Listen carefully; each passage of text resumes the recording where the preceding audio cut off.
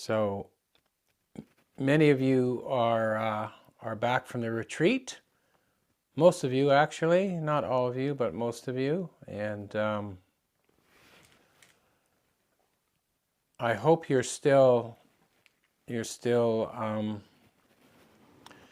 feeling connected with the retreat in a positive way. I hope you still have that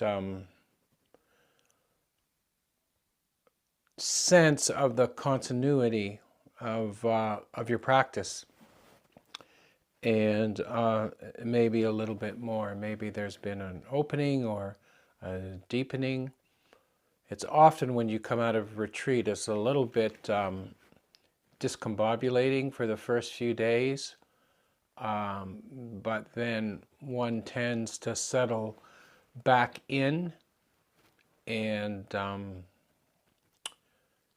find your ground.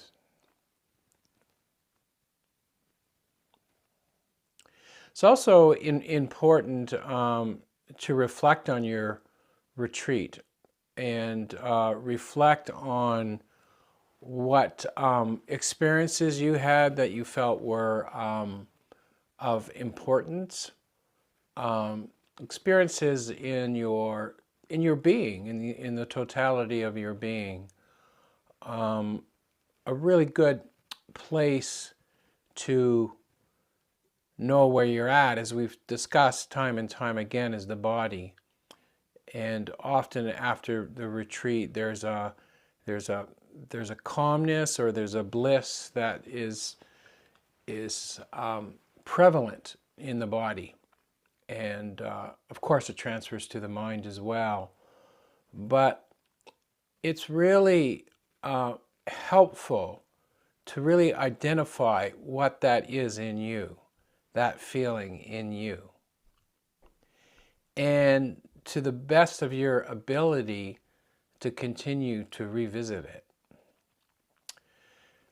And one of the ways, or one of the helpful ways, is to, of course, is to be mindful, but also to be okay with the inevitable turmoil that revisits you, the turmoil that comes up in the mind, the uncertainty that comes up in the mind. And that is going to come for certain, but can you be okay with that? Can you be okay with the loss, if you will, or the apparent loss of that quality of awareness, or that quality of calm or bliss in the body?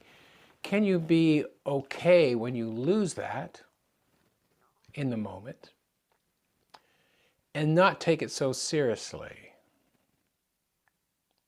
Because in some ways that's always the trick, if you will, is to, whatever comes up in the mind and whatever patterns reemerge and revisit us, is not to be too excited about them. Not to basically identify with them. Not to be, oh, I'm back here again. It's, of course, your patterns are going to come back. Of course, your ways of thinking are going to come back. But the purpose of the practice, if you will, post-retreat, is to take the experiences that we've had and learning to integrate them into our daily life. And that means learning to integrate them into, if I can use the word, turmoil that we may experience in our mind or in the external world. Is to know that even though there's a moment, there's an hour, there's a day, there's a situation that is causing you difficulty, even though there's a busyness or a stormy weather internally, even though all that happens, that doesn't change what you experienced when you were in a deeper, more open, receptive quality of mind. That those experiences, those positive experiences that you had of a spaciousness, a connectedness, maybe even a certainty. The truth of those experiences have not gone away. Those experiences came up because for a while we were able to turn away from the incredible busyness of our habits, of our daily life. We were able to develop concentration and put those things to the side for a while. And when we did that, when you do that, you discover this other aspect of your being.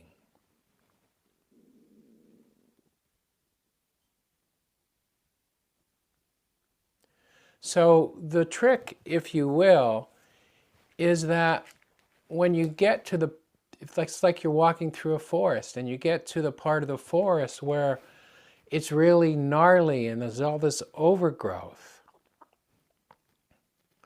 Well, I guess you didn't clear it all. But that's okay. You have this ground and this clarity and this experience and this skill set to be able to work with it.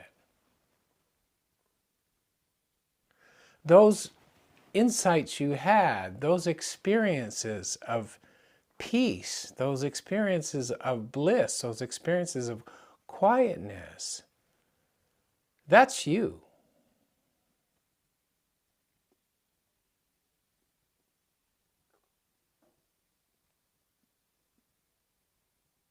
That's an aspect of you. In the retreat or in the evening meditation or the morning meditation, we've just focused on it. And we've developed the skill to be able to abide in it. But can you still see it in the turmoil? Or can you, when the turmoil comes up, just not take it so seriously? You'll figure it out.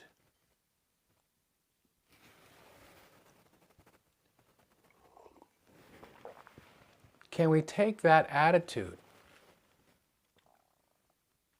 so you lose it for a morning or a moment? You've lost it before, right? Can we not take it so seriously?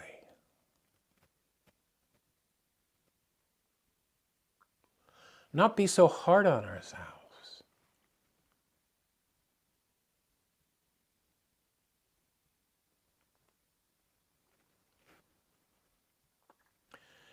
That's the difference between somebody with wisdom and somebody without wisdom.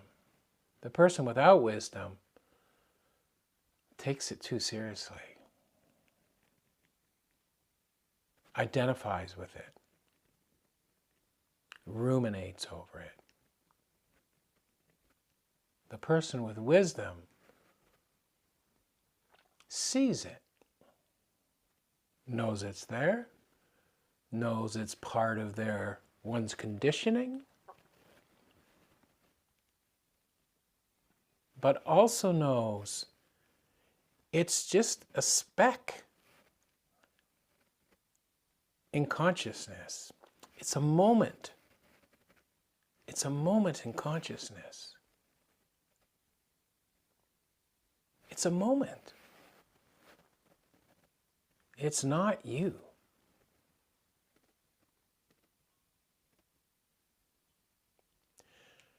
The calmness, the bliss, the spaciousness is a reflection of the underlying awareness, the underlying beingness.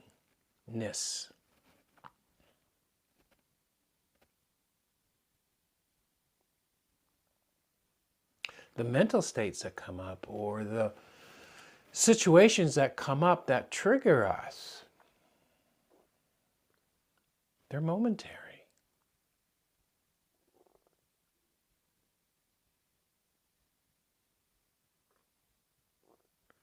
So the purpose is, here's another thing is, and I'm talking about retreats, obviously, here. And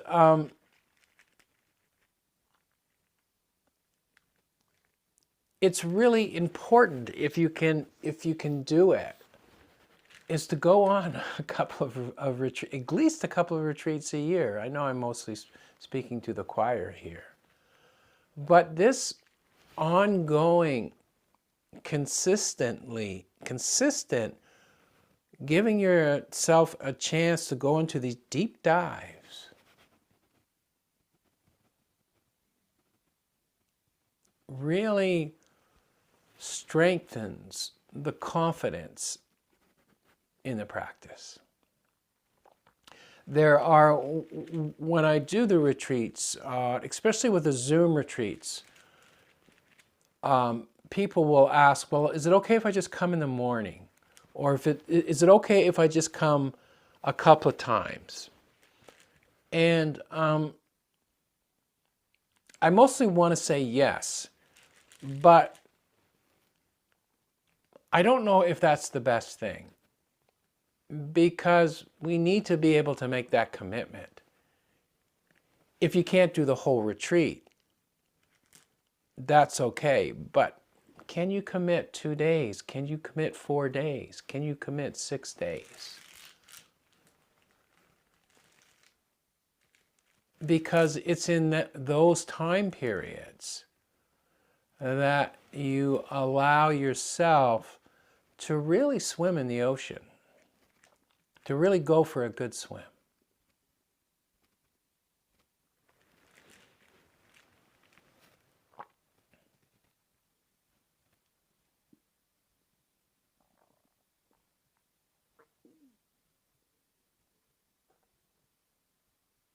I was using the image in the retreat, or one of the ones I used was the waves in the water, or no, it was the water boiling in a pot. And when we meditate on a regular basis, and when we are able to go for these deep dives, we begin to recognize the water for the water. So at times it's turbulent.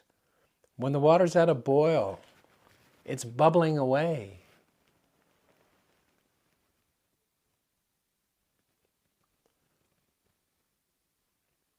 And then when the heat subsides, the water goes back to its normal state, if you will. Quiet and reflective. So we start to develop the confidence in that quality, as opposed to the turmoil, as opposed to the bubbling.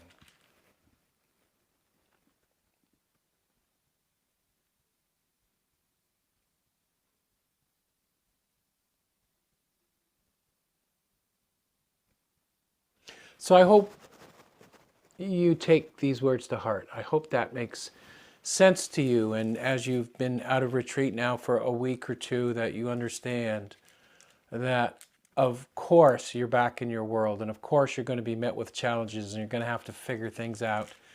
and people are going to annoy you because you have to talk to them. And all of that, you know? Felipa's like, I don't know what he's talking about. I got no idea what he's talking about.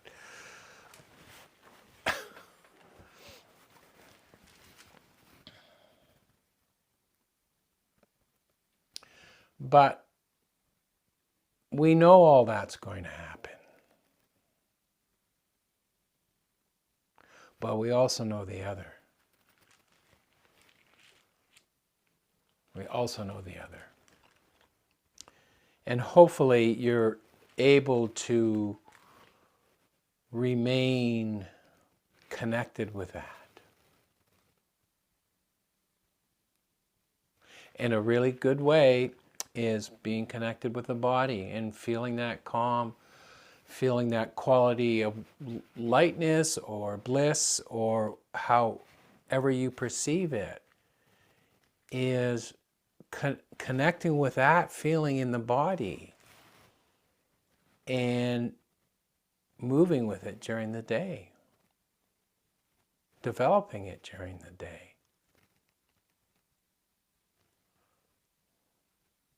That feeling of lightness, of being able to walk into a room or walk through a situation and not really be pulled down by it. Like this is the situation is over, whether it be good or bad. The situation is over, and it's over. It's gone. And what remains? You know that feeling? When you move through your day. It's just being able to put one foot in front of the other and move from one situation to the next situation with not a lot of carryover.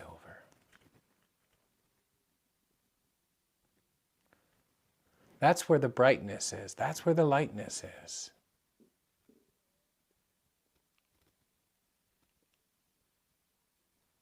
Can you feel that?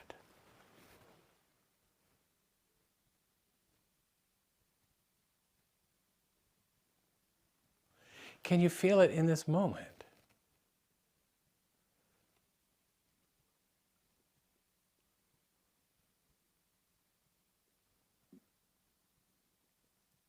When there's nothing left over. And there's just this.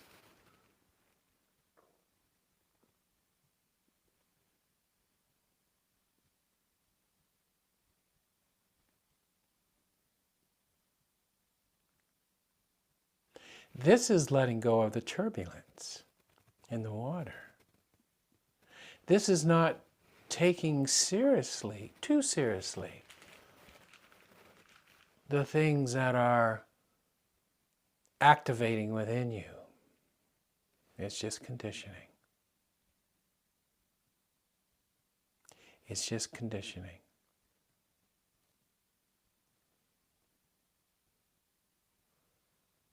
So there's a lightness, there's a light touch.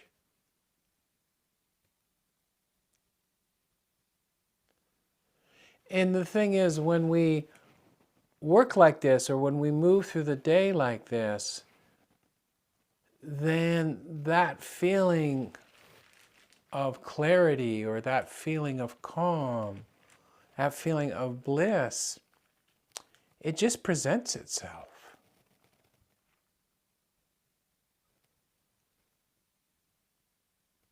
It's right. It's right here.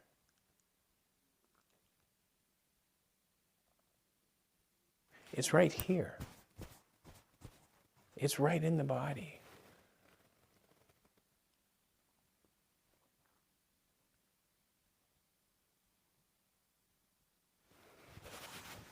So it's right in the body.